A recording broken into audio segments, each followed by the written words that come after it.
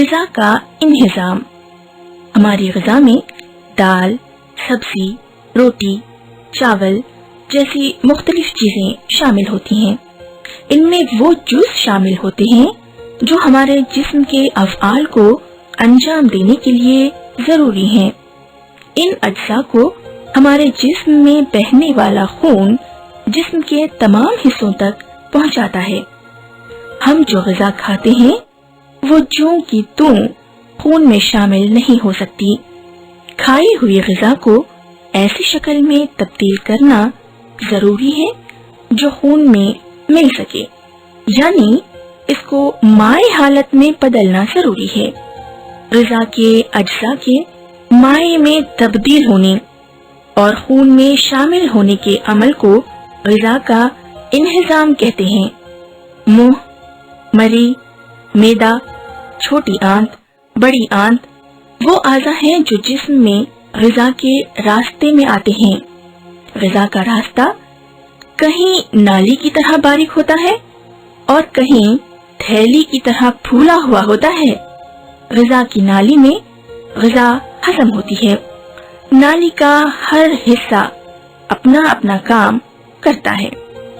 کسی حصے میں کوئی خاص رس غذا میں مل جاتا ہے جو غذا ہضم کرنے میں مدد کرتا ہے، اسے ہاضمِ رس کہتے ہیں۔ جسم میں مختلف قسم کے ہاضمِ رس تیار کرنے والے اعضاء اور غذا کی نالی اندرونی اعضاء ہی ہیں۔ غذا کے منہ میں جاتے ہی اس کو ہضم کرنے کا عمل شروع ہو جاتا ہے۔ منہ میں دانتوں سے غذا چبائی جاتی ہے۔ چبانے سے غذا کے باریک ٹکڑے ہو جاتے ہیں۔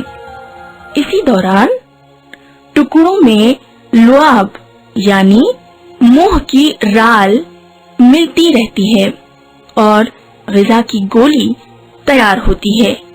لعاب میں ہاضمِ رس ہوتا ہے۔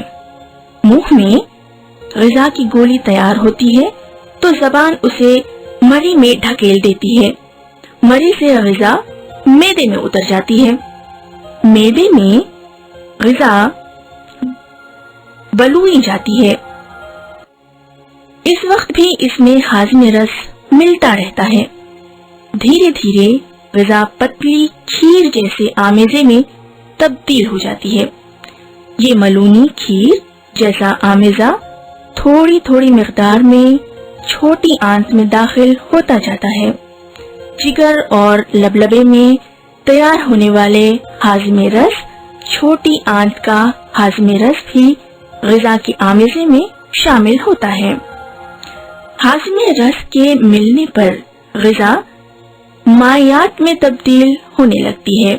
اب اس مائع غذا کے اجزاء چھوٹی آنت کی دیواروں میں لگی ہوئی خون کی باریک نالیاں جذب کرتی ہیں اور غذا کا بچا ہوا حصہ اور پانی بڑی آنت میں بھیج دیا جاتا ہے۔